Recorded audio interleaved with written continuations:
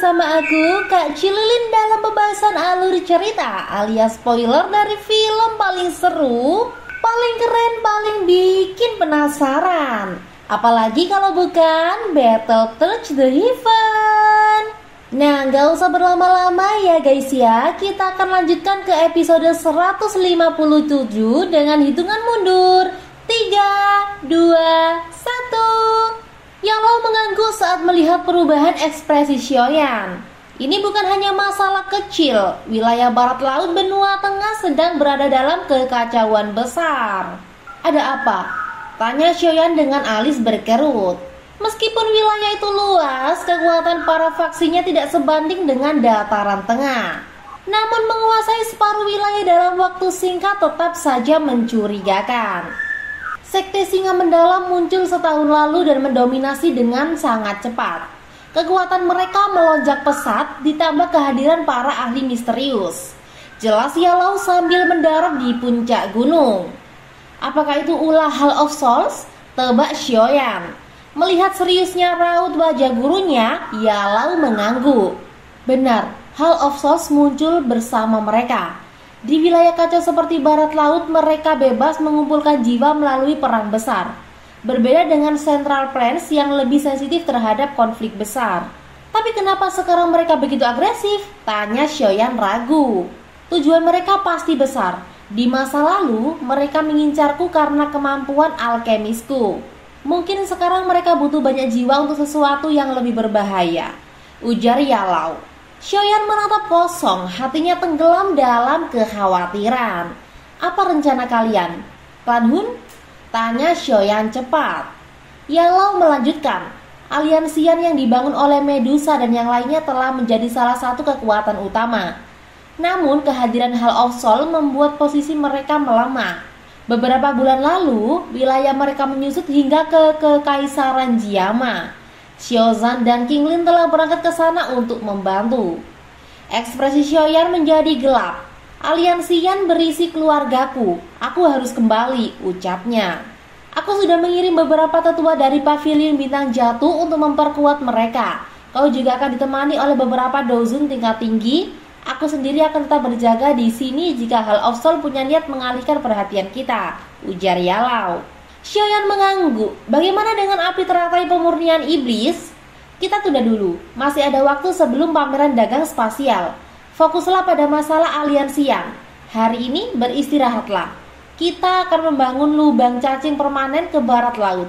Itu akan mempercepat perjalananmu, jelas Yalo.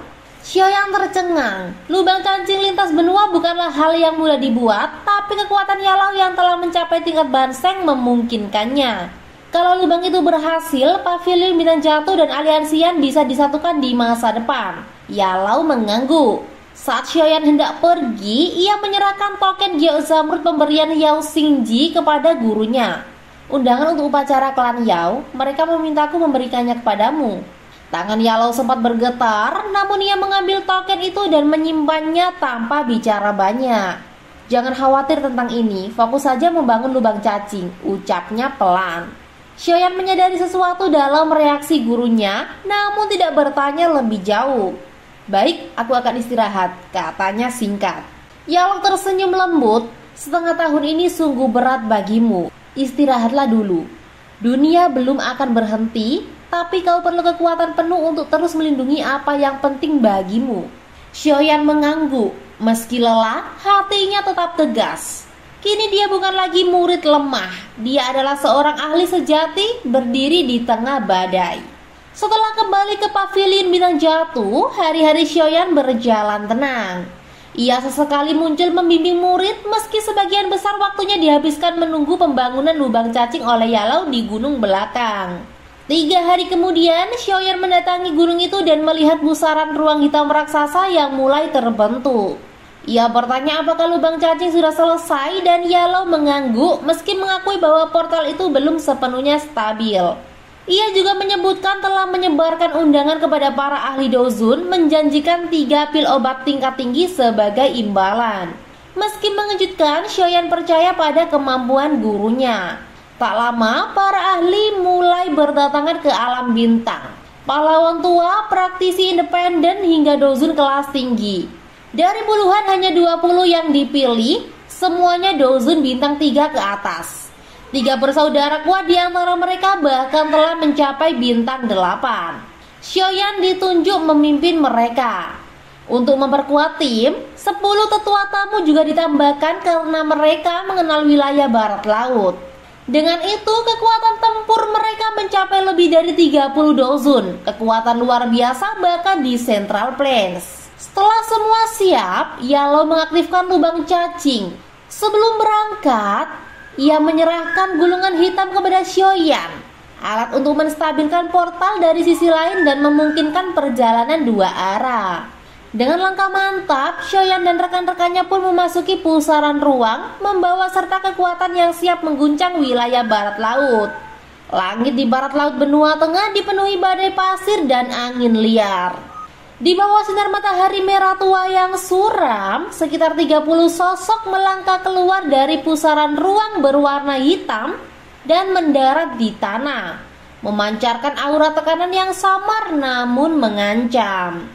Seorang tetua dari keluarga Hu yang ikut turun tampak terkejut. Mereka kini berada di wilayah sekte singa mendalam. Seorang lelaki tua berpakaian putih mengeluarkan peta dari cincin penyimpanan. Wilayah ini terbagi antara sekte singa mendalam dan aliansian. Kita berada di wilayah musuh, tapi konsentrasi kekuatan mereka ada di perbatasan barat daya. Xiaoyan menginstruksikan untuk bergerak hati-hati, menekan aura dan tidak berkeliaran sembarangan.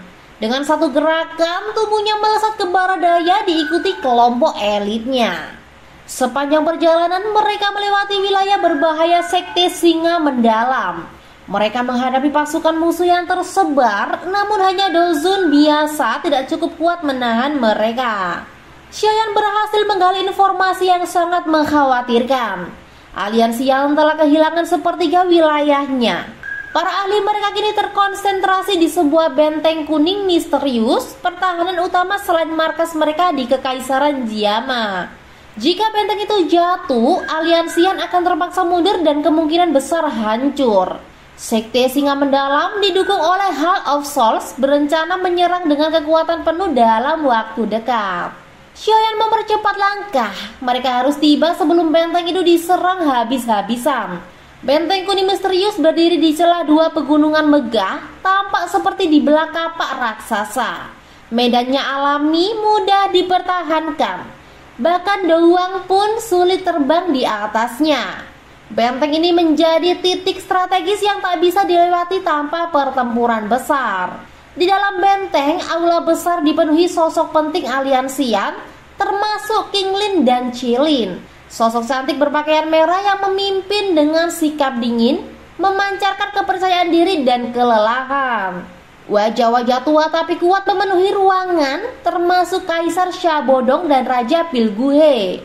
Qilin berkata tegas, "Sekte Singa Mendalam sudah menekan kita. Serangan resmi akan datang dalam 3 hari." Seorang pria di kursi roda, Xiaoding, menghela nafas. Kekuatan mereka terlalu besar. Para ahli dozun mereka jauh di atas kita. Xiaoli, saudara kedua Xiaoyan, berdiri dingin. Kalau kita tidak bisa mundur, maka bertarunglah sampai akhir. Keheningan berubah saat Xiaoding tersenyum tipis. Kakak ketiga sedang dalam perjalanan. Dia adalah harapan kita. Nama itu mengguncang aula, memicu harapan yang sudah lama meredup. Sosok yang pernah membawa keajaiban dan kemenangan. Meskipun Qilin memimpin selama bertahun-tahun, semangat aliansian tetap tertambat pada Xiaoyan. Sudah waktunya dia kembali, gumam Xiaoding sambil menatap langit malam. Dari kejauhan, puluhan sosok berbalut hitam melesat dan mendarat di puncak gunung hijau. Seorang tetua berjubah putih menatap Xiaoyan dengan hormat. Kepala Pavilion Junior, di depan kita adalah wilayah aliansian. Jika kita terus bergerak, kita akan tiba di aliran langit kuning misterius sebelum malam. Xiaoyan mengangguk. Ia menatap pasukannya. Meski tak sehebat kekuatan di dataran tengah, di barat laut kekuatan mereka cukup untuk mengguncang bumi. Ada berapa banyak dozun bintang 6 ke atas? Tanyanya. Ada 8, 4 diantaranya sudah mencapai bintang 10. Tapi Heart of Soul mungkin menyembunyikan ahli yang lebih kuat, jawab tetua itu. Xiaoyan merenung. Baik, mari kita percepat perjalanan. Capai aliran langit kuning misterius sebelum malam. Dengan satu sapuan tangan, tubuhnya menghilang ke dalam pusaran ruang diikuti pasukannya. Nah, sampai di situ dulu ya guys, biar makin penasaran. Tunggu kelanjutan ceritanya ya. Jangan lupa like, comment, share, dan subscribe biar kalian gak ketinggalan update kisah cinta, kultivasi, dan chaos di dunia Battle Tracks The Heaven. Sampai jumpa dan salam spoiler dari Kak Cililin, si pengabdi alur cerita dan pengendali spoiler sejati.